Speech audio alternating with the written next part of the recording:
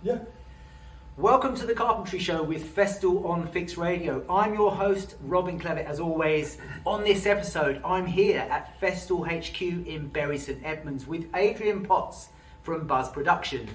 Adrian is a top quality joiner who has helped me create my hinge jig and uses incredible CNC, laser and 3D print technology. I'll talk to Adrian about the technology he uses, how 3D printing works, his experiences as a joiner, and more. Enjoy the show. Adrian, tell us a bit about what you do and your work at Buzz Productions. We started Buzz back in 27. We started it in the events industry, so we work in the field of events and I suppose stand build and manufacturing and so forth.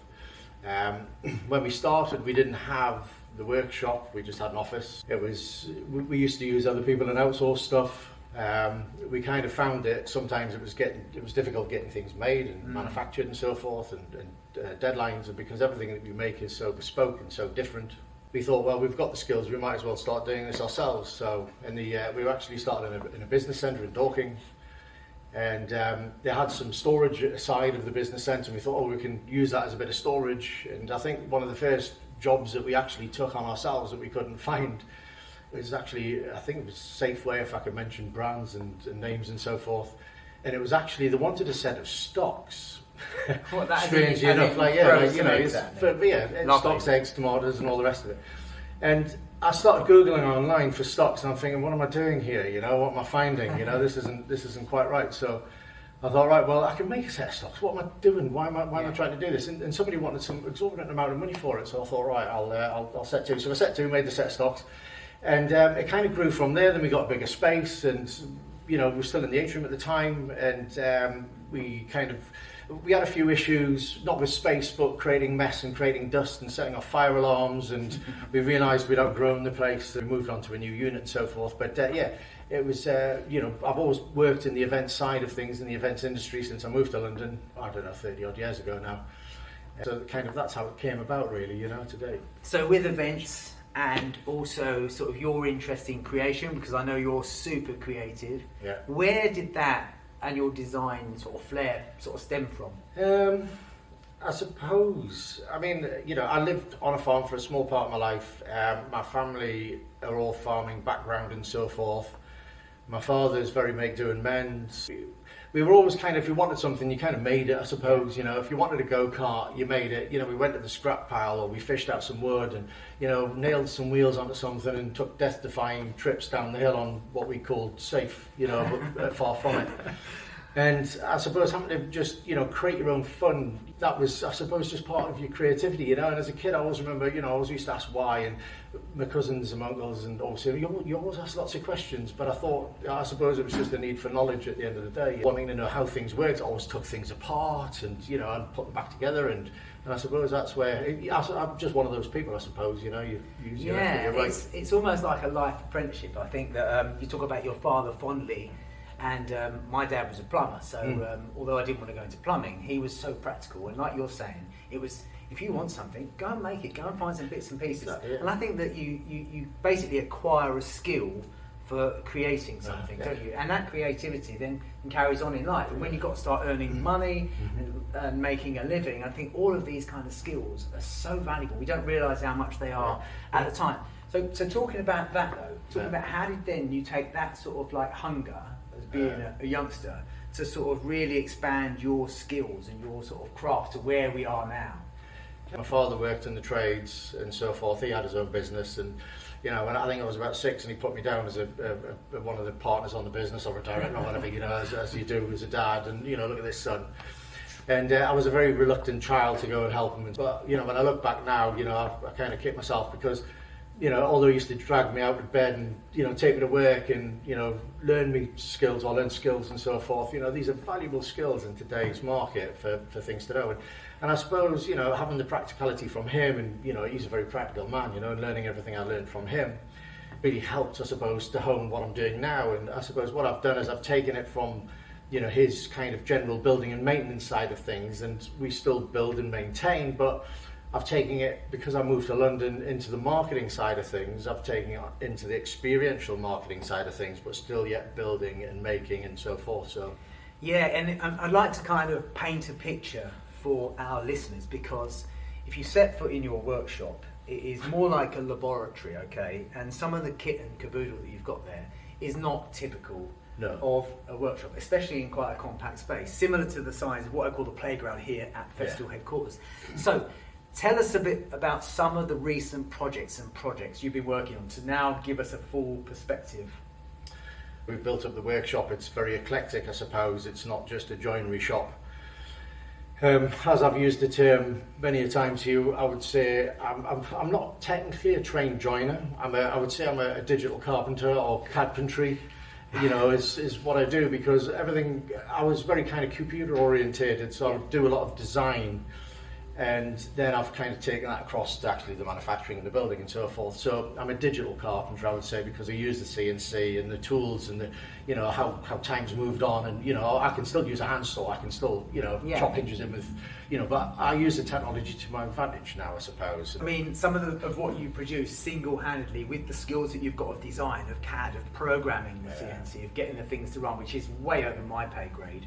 You can do so much in such a short space of time with such little manpower. It's almost like you've got this incredible knowledge, and I think that's fantastic in a marketplace where our skills are diminishing all the time. Less people are coming into it. More technology, AI, and all that sort of stuff's coming on. I think there's a big place for it. So just give us a brief rundown of your workshop. Just give us a brief of the key machines that you got.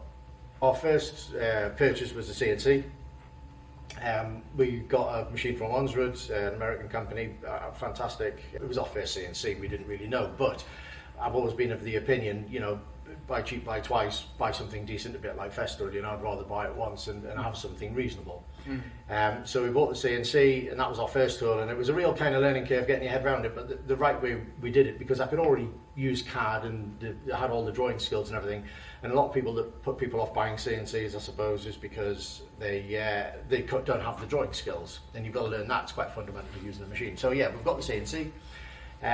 We then purchased the laser. We've got Trotec laser. It's a 200 watt machine. It's very good for more detailed stuff, and it leaves off where the CNC leaves off or starts. We've got your general workshop stuff, your table saw, your planer thickness, your band saws, your sanders and so forth, and obviously your plethora of hand tools and so on. And then we kind of introduced ourselves into the world of 3D and print. So we've got small format 3D printers and large format 3D printers. One of the ones that we have is probably one of the largest in the UK, one of the largest ones available in the UK. So it is incredible. I've actually stood inside this machine, and it's absolutely amazing. It looks like a massive vending machine. If you put your money in, I come out, which isn't very nice. We could print one of you. Okay, so now tell us quickly how you actually get work. How does the work come into you? I suppose because we're, I don't want to use the word boutique, but because it sounds like some poncy kind of fashion house, but we're quite unique in the areas that we service and what we can do. I think the machines come about because of the complexity of designs, because everyone's got 3D program these days. But as far as the work comes in, because we're quite unique, people will come to us and know what our services are. And when it's a one-stop shop, when you've got that crazy stand with a real hideous compound curve on it, where we can say, well, we can do that piece on the CNC, we can do that piece 3D print, and we can mash them together. It kind of has its advantages as well, we're not having to go to somewhere for something, go somewhere, and it speeds the build and the process and the time up, so it certainly does. Okay, Adrian, I'm aware that there will be listeners who may not actually understand what the term CNC means. So let's talk a little bit about CNC machines in general, okay? So how do they work? What are the possibilities with regards to what you can create with one? Computer numerical control is the term for CNC. It's basically a router on an X and Y axis and a Z axis, so left, right, up and down. It's basically controlled by a computer. It's you feed G-code into it, what they call G-code. It all sounds very technical, but you don't have to know G-code unless you're going to handwrite it yourself. But you can take your designs across from your CAD, from your drawings, your layout, your 2D drawings, and create CNC patterns. Mainly, I would say, used for 2D work.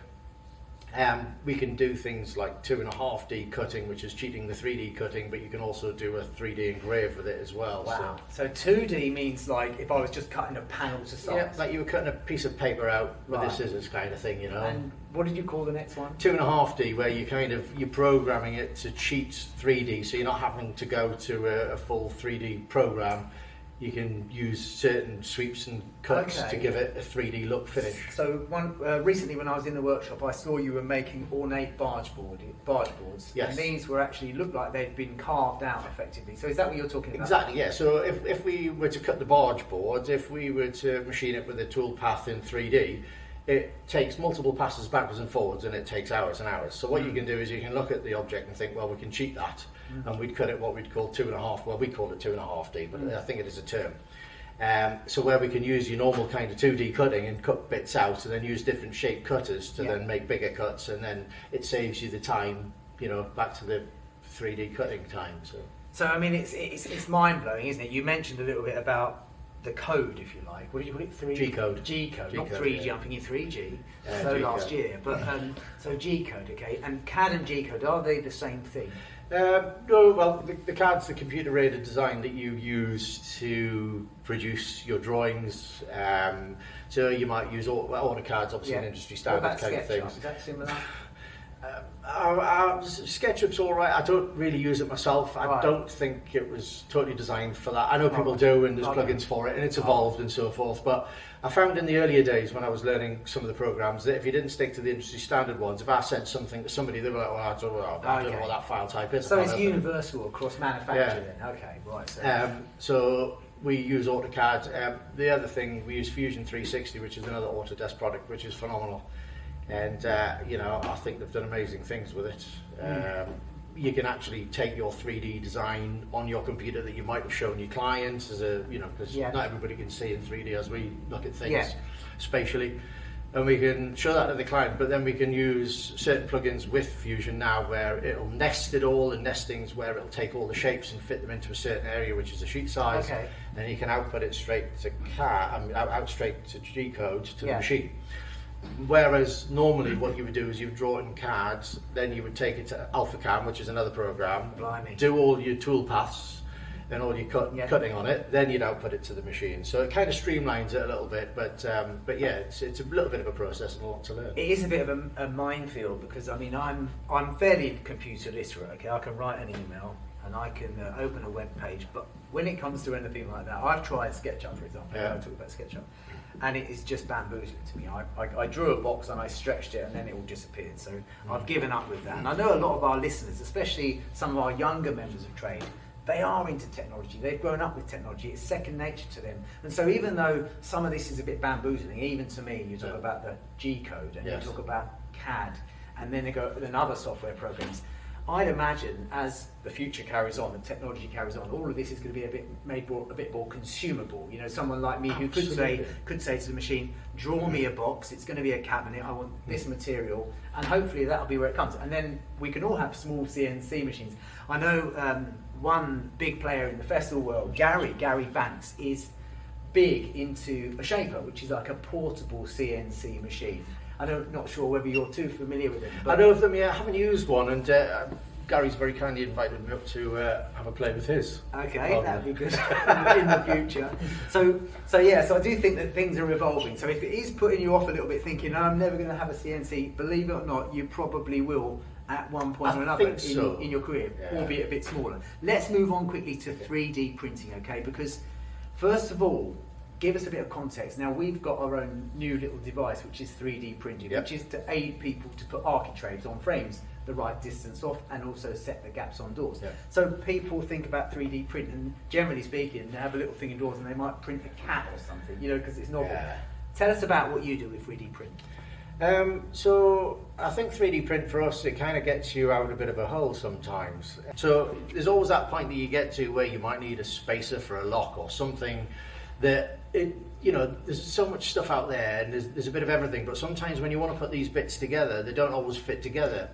So we can then use the 3D print to, we'll draw something in Fusion and print it out, and it allows us to fit these bits together. So it kind of gives us that kind of bridge to be able to take components from one supplier and components from another supplier and make our own kind of unique component that works for what we're trying to make, you know. So yeah, it's incredible, isn't it? And if we liken it to, I mean, I met you because you called me in to build a roof on your garage. Yep. Okay? You're fairly local to me. It was in lockdown, and you said, "You're the chippy who does roofs," and I said, "That's right." He said, "Come have a look." So we met like that, Yeah. and while I was there, I said, "What do you do?" So well, I'm in a similar business, and then you invited me down to the workshop, and I saw all of your crazy machines and toys and things hanging from the ceiling like missiles that you've printed or made, and that sort of spurred on this relationship where I saw this thing on the desk, which was the hinge jig, and I said, "What's that?" "That's my hinge jig." I said, "It's a bit big. Let me take it away." Took it away, and why I'm telling this story is because people are quite aware that I do a hinge jig, but that's with Adrian, of course. Right. But then we devised the CNC. You wrote the program again. You drew it smoother. It went through the CNC.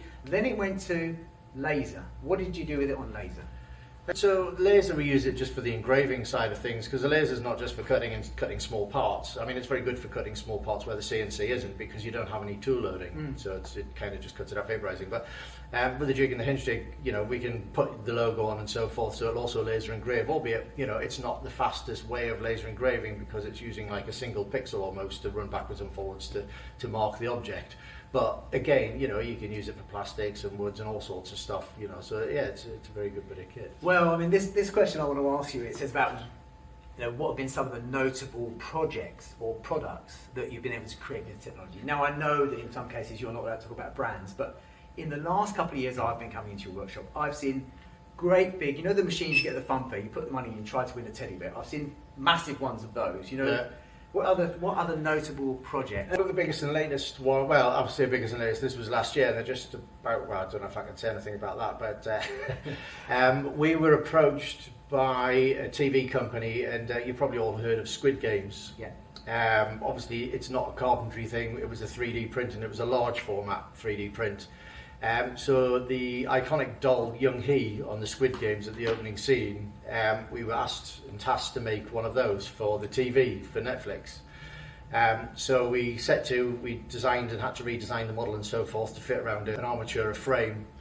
And the brief was, it needs to be, as per the real one, it needs to be 4 meters tall. The chest plate needs to come off so we can access the motor inside, because the head needs to spin round. And yeah, just like the original film. So yeah, we set to and we made a 4 meter tall Young Hee doll for Squid Games. Yeah. Over and above that, I mean, you know, we do stuff. We work with Wimbledon every year, the main water sponsor. So we work at Wimbledon every year. This year we were tasked in quite a short space of time, because obviously all this environmental issues and you know, green issues that are going on. Single-use plastic isn't the thing these days. So the year before, we ended up putting a bottling plant in there and making a load of on-chair water dispensers for the players, because they didn't need the fridges, because the plastic bottles were kept in the fridges, etc. So we were tasked this time to make some freestanding water units for the public, so they could buy a bottle, pay an amount for it, and all throughout the day they could go and get as many refills as they wanted. So we kind of, you know, we designed this stuff in Fusion. We used the sheet metal side of Fusion to design the bits and pieces. We also incorporated some 3D print for the arches, and it was all done within a couple of months, which is an unrealistic timeline to produce it. So yeah, it's phenomenal. It's absolutely amazing to think what you can produce. So with CNC, with CAD, 3D printing, laser, and everything we've discussed today, how can you see digital technology shaping the future of carpentry and joinery? I mean, it's certainly already shaping it. You know, traditionally, you know, designs are getting more complex from traditional carpentry, I suppose. It's getting a lot easier using modern technology like the CNC and, you know, the programs that are available to you now. But I mean, it's future and down the line. I suppose we've all got to mention the AI word, haven't we?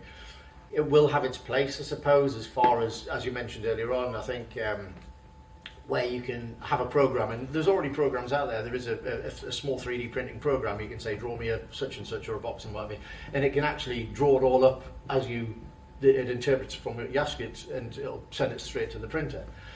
I think, you know, it might incorporate it into some of the programs. I think it's more for people like Fusion and CAD and all these, you know, the software developers to incorporate it into what you want. So, say if I was making shaker doors, I could probably talk to the computer saying, okay, so I need a shaker door this size, it needs to be 4 panels, I want a kind of a crisscross design, and I'm going to drop a mirror in between. And obviously through the pre-programmed parameters, it should know and lay it out for you, so then you can go, yeah, I'm happy with that, click OK, and then you can again nest it out and send it straight to the CNC. So I think it'll probably reduce the design time and the drawing time, and you'll be able to build up kind of libraries with it. But I think, you know, that's probably as far as I can think it goes, you know, because obviously when it gets past the machines, it's back to us, isn't it? Something you visualised probably over a couple of years ago now when we were talking. You were talking about something where you could have an app on your phone which would then scan a room, and it would take dimensions down, and then you could relate those dimensions back. We were talking about insulating. Yes. So we were talking about when you're fitting insulation panels between roof rafters, for example. Exactly, yeah. You call it LiDAR or something? Yeah, there's LiDAR on your phone, which is readily available on quite a lot of phones now, the later phones. I mean, there's a very nice idea there, but yeah, it's quite good because sometimes if I go to site, just to take a quick record, I'll take my phone out and I'll use the LiDAR on my phone and I'll just scan the room. It's easy to go to a site, take some measurements, you might have to do 3 or 4 rooms or something, then you walk away from the place and you think, oh, how many plug sockets were in that corner? Yeah. But again, with LiDAR, I can reference back to it, look around, and there was 4, and then I can take a quick measurement of it and so forth. So that's quite good, and that, you know, that's quite advanced. Again, it's to the point where you can actually, you know, plug it into your computer and it'll give you a plan, a ground plan straight off the LiDAR scan as well. So, you know, it's definitely incorporating itself into the. Yeah, because I honestly see that kind of technology, because we've all got mobile devices. Most of us have got late mobile devices.